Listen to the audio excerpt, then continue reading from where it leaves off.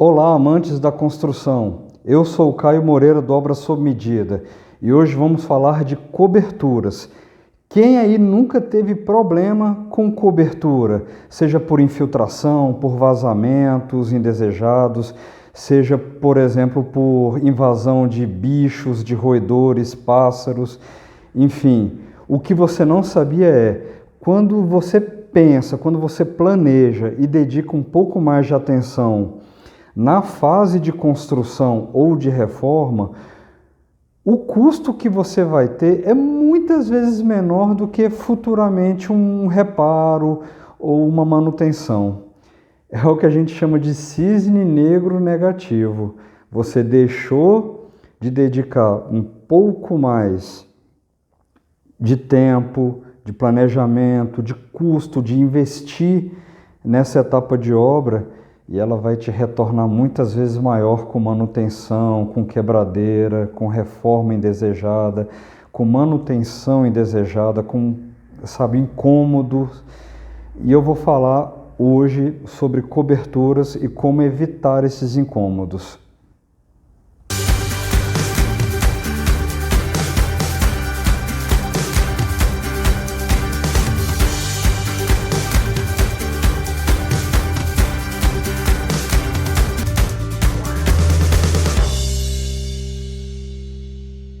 Não importa o segmento, cobertura geralmente significa proteção, você se proteger de algo.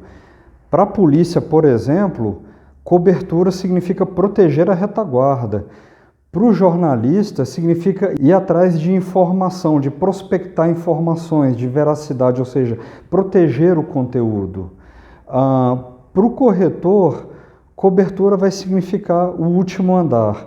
Para o cidadão do interior, ele vai significar, por exemplo, o chapéu. De todas as formas, em diferentes profissões, cobertura vai significar algum tipo de proteção da informação, das costas, da cabeça, do imóvel. Então, é a fase que você protege o seu imóvel de intempéries e de condições climáticas que você não gostaria de sofrer. Não é só para sol e chuva, é para proteger do frio, do calor excessivo, de insetos, de aves, de outros animais ou de outros invasores indesejados. Para nós da construção, além desse fator de proteção, ele também confere o fator estético ao imóvel. Por que estético? Porque é nessa estética que você trabalha os contornos do seu imóvel. Por exemplo, um imóvel mais moderno tende a utilizar aquela cobertura embutida. Mas o que é cobertura embutida? É aquela cobertura que você esconde seu telhado. Você faz uma alvenaria nas bordas para esconder o seu telhado. Ele te dá uma característica mais moderna, às vezes até mais leve. E esse tipo de imóvel está bastante comum hoje em dia. Para nós da construção, essa característica de proteção vai muito além. Por exemplo, ele abrange características estéticas do imóvel e também funcionalidade. E eu vou explicar já já. Vamos lá. Pensa num imóvel qualquer, numa residência, num imóvel comercial. Quando a gente pega essa construção do zero, o custo dessa cobertura, estrutura com cobertura mais mão de obra, geralmente fica entre 3% e 5% nos imóveis que a gente trabalha. Você, olhando por esse aspecto, é um valor muito pequeno para se economizar. A gente tem que pensar tanto na estrutura, na cobertura, na mão de obra, na drenagem, nas proteções tipo rufos e calhas, na quantidade de águas, para não de repente colocar apenas um caimento, uma água e ver aquela platibanda enorme. Ixi, mas eu compliquei demais. Eu vou por partes primeiro. Vamos lá, o que é água nesse caso? Água é o caimento do telhado. Casas mais simples geralmente têm uma água, ou seja, é apenas um telhado, um caimento naquela direção. Outras casas têm, por exemplo, duas águas, cobertura com duas águas. E como que seria? Dessa forma. Depois temos 3 águas, 4 águas, e isso vai variar de acordo com a necessidade, de acordo com as circunstâncias que esse imóvel vai ser submetido. Mas vamos lá.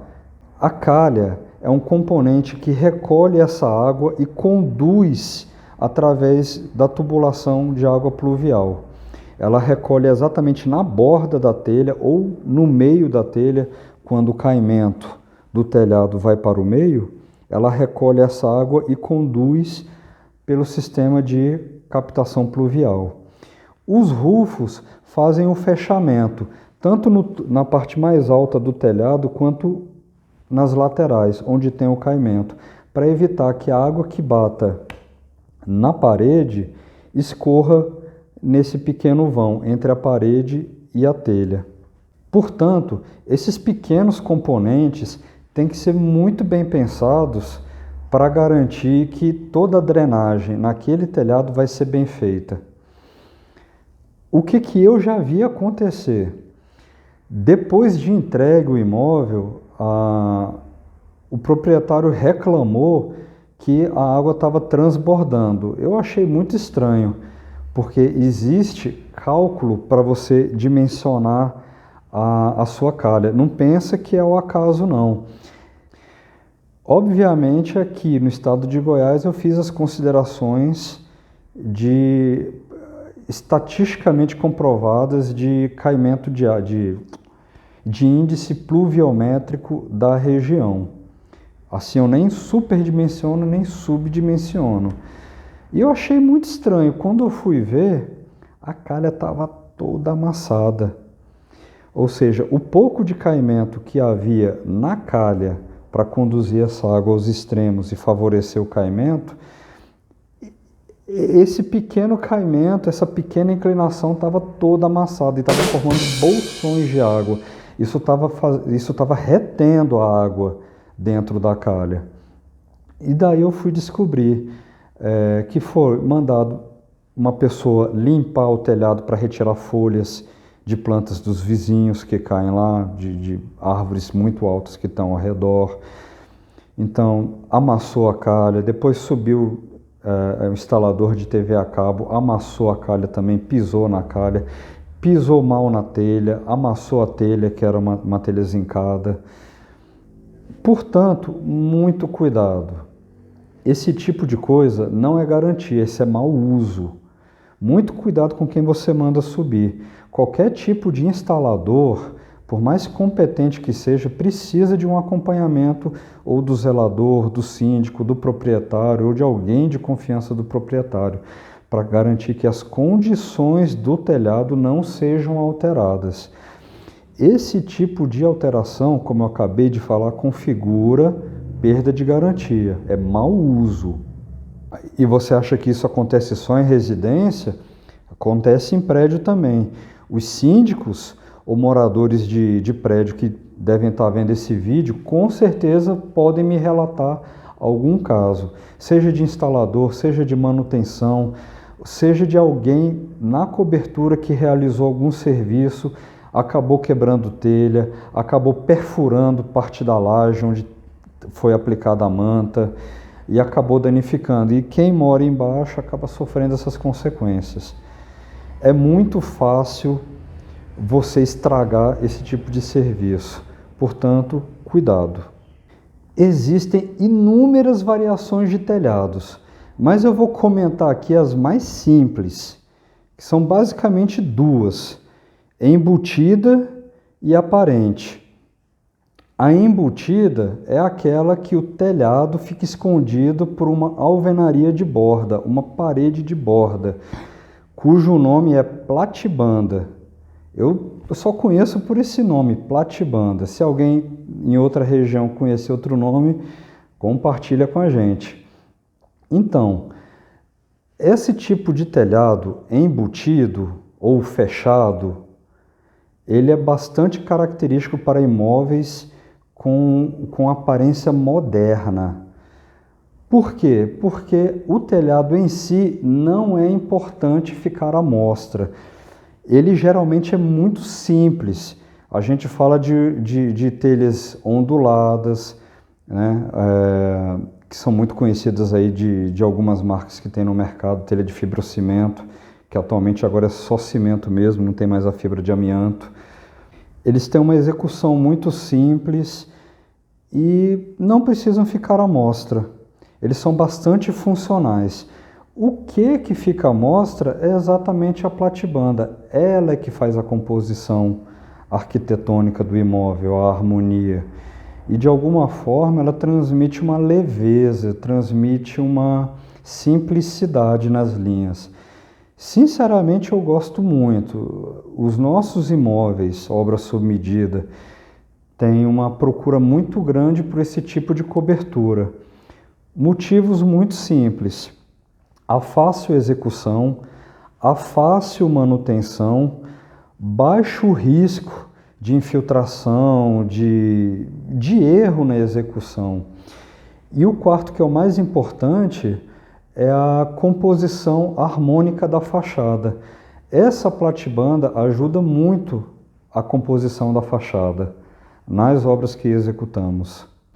Então, se a gente for colocar em linhas uma telha embutida, eu poderia dizer, basicamente, platibandas, reboco até a linha, até mais ou menos a linha onde a telha vai chegar, a telha e a calha. As telhas, gostamos muito de dar caimento para o centro, ok? Então são duas águas com caimento para o centro. A gente estende a calha nesse trecho mais baixo para coletar água da telha, rufos nas beiradas e onde há os caimentos, e a coleta de água pluvial e descida embutida para fora do imóvel, né? Mandando para a caixa, primeiro para a caixa de recarga, e só depois o que excede essa caixa de recarga é mandada para a rua. Nas leis municipais da nossa cidade, a caixa de recarga tem um volume de 1 metro cúbico para cada 200 metros quadrados de área construída. Geralmente as nossas caixas dão 1 metro cúbico. Percebeu tanto que é simples? Pois é. Por outro lado, temos também os imóveis com telhado aparente. O telhado aparente é esse mais comum, onde a telha fica à mostra.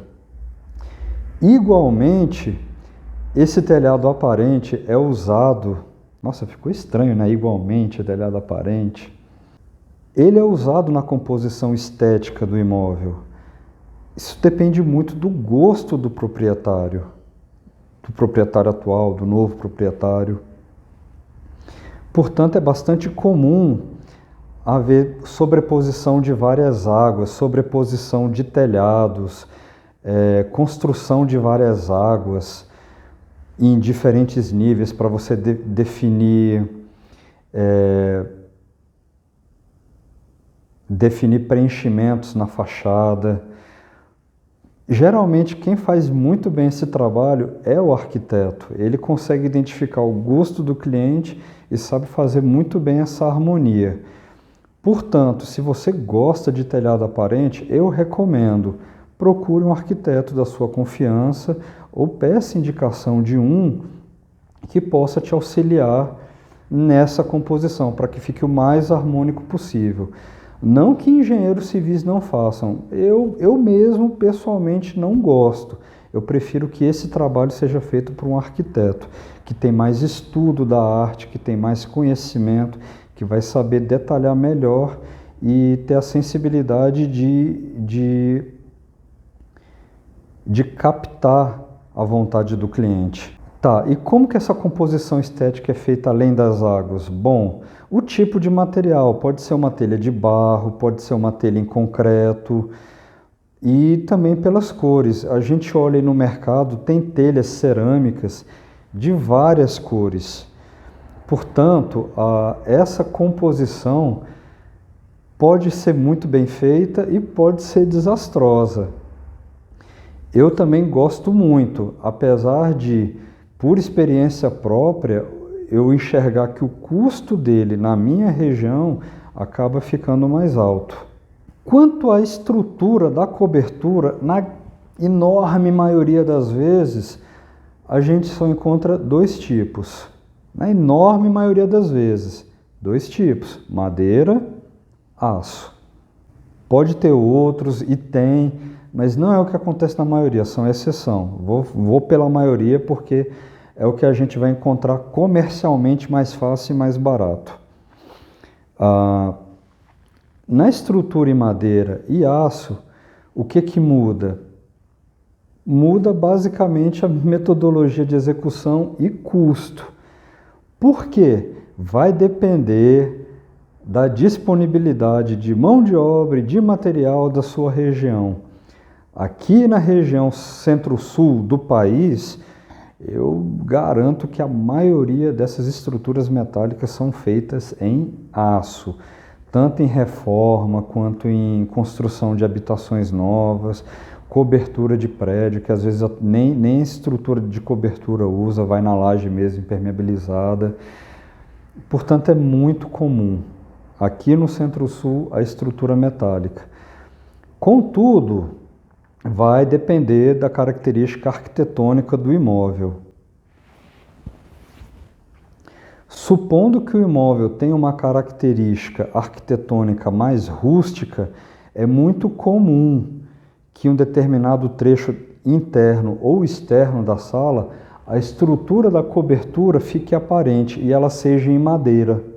Em habitações novas, como as que a gente costuma fazer no obra sob medida, ou as reformas que a gente faz, colocamos estrutura metálica, por ela ser mais leve, mais simples e ficar mais barata.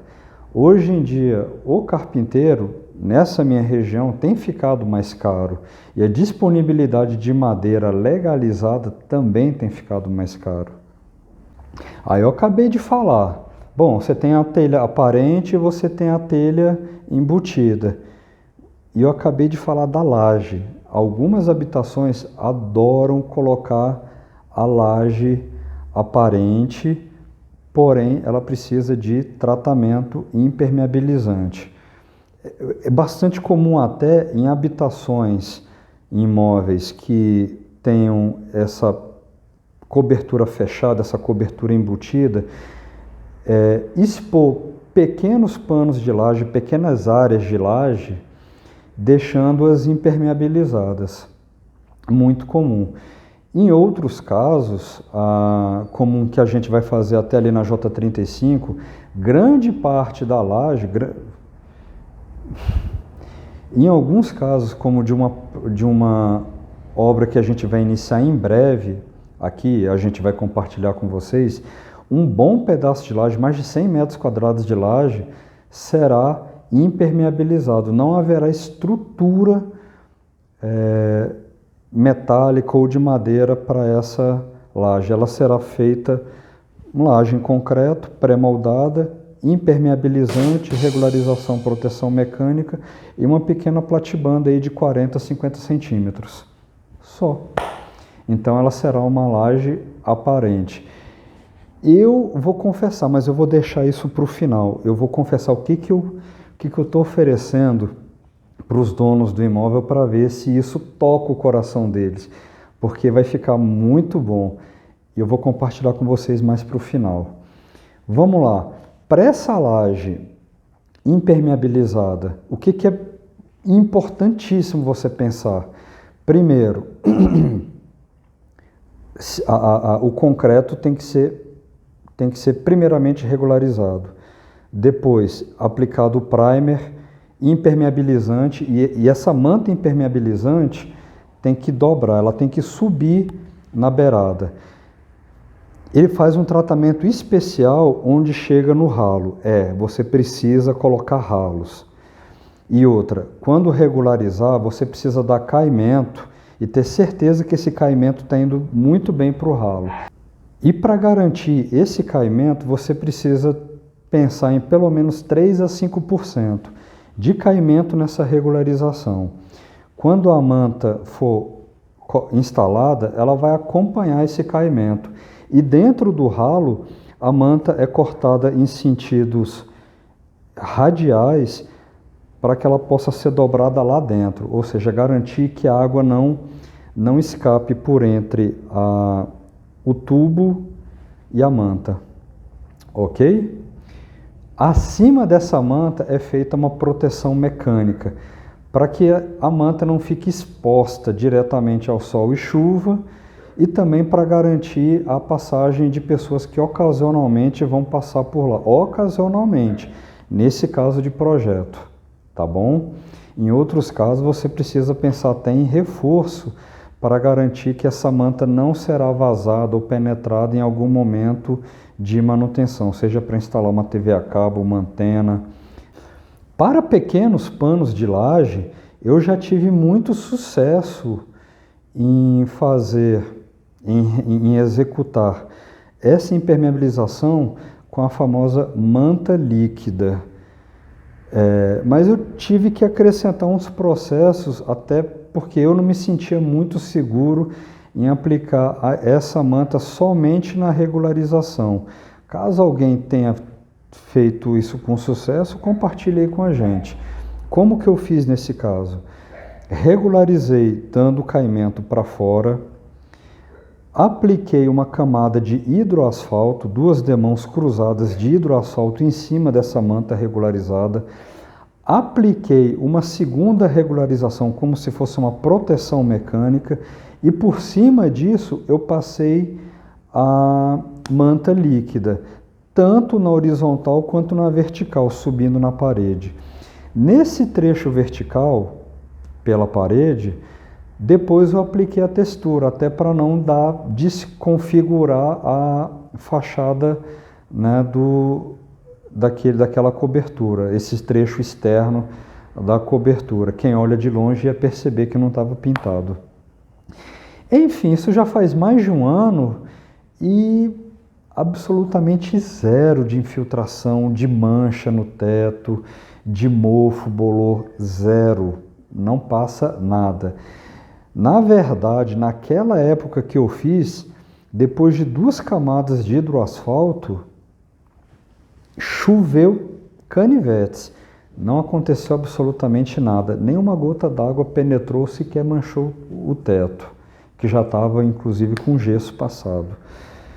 Fiquei muito satisfeito e, se eu tiver oportunidade, eu recomendaria. Faria de novo e recomendaria para quem quiser. Quem quiser mais dicas, pode perguntar.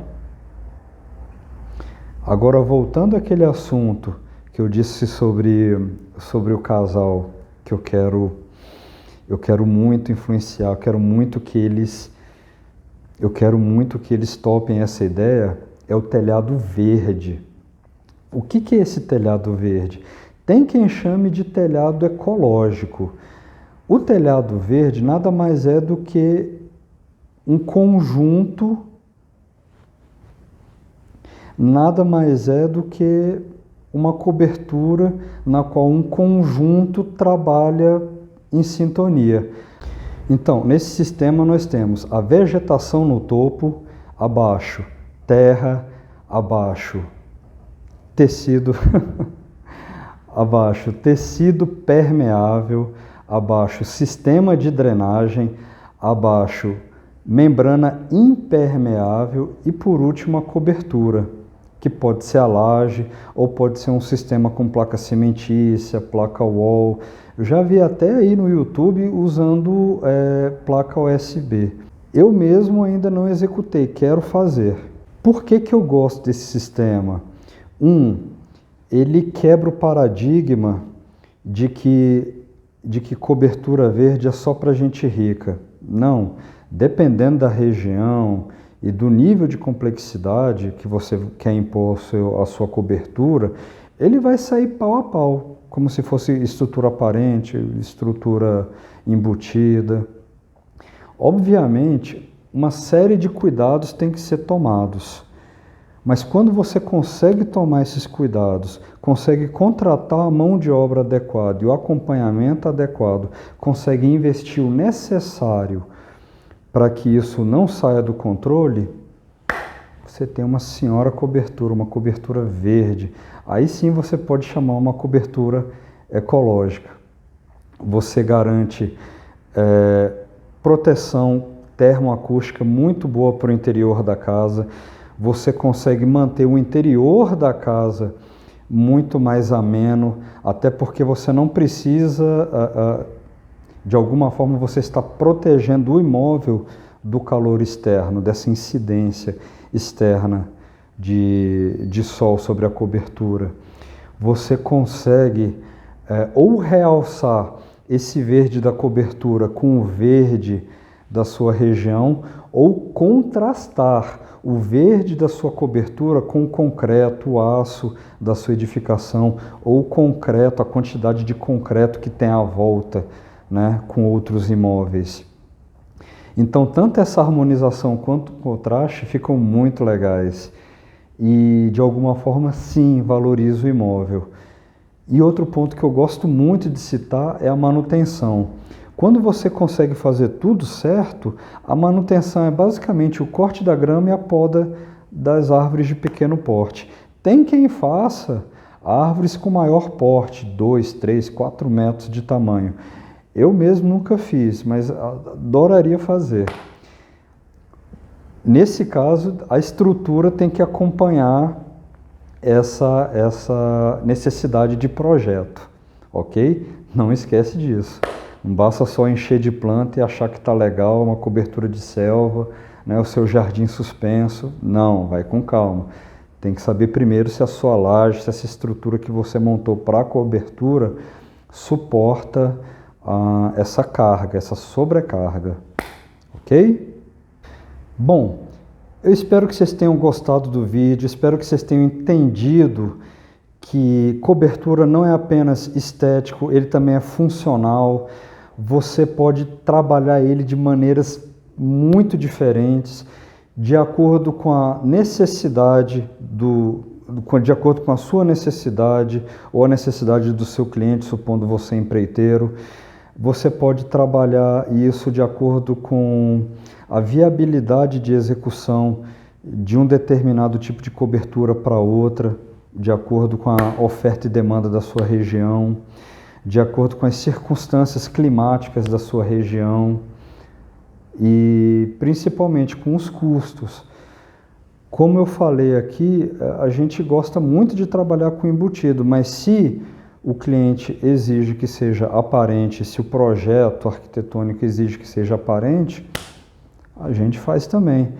Podemos fazer adequações de acordo com a vontade do cliente ou do projetista. Contudo, a gente deixa bem claro. Essa parte estética é a mais fácil. A gente tem que pensar em como a gente recolhe essa água, canaliza e manda para o seu devido local, para a caixa de recarga, etc. Ok? Espero que vocês tenham gostado, compartilhem, dê um like ou seu dislike também.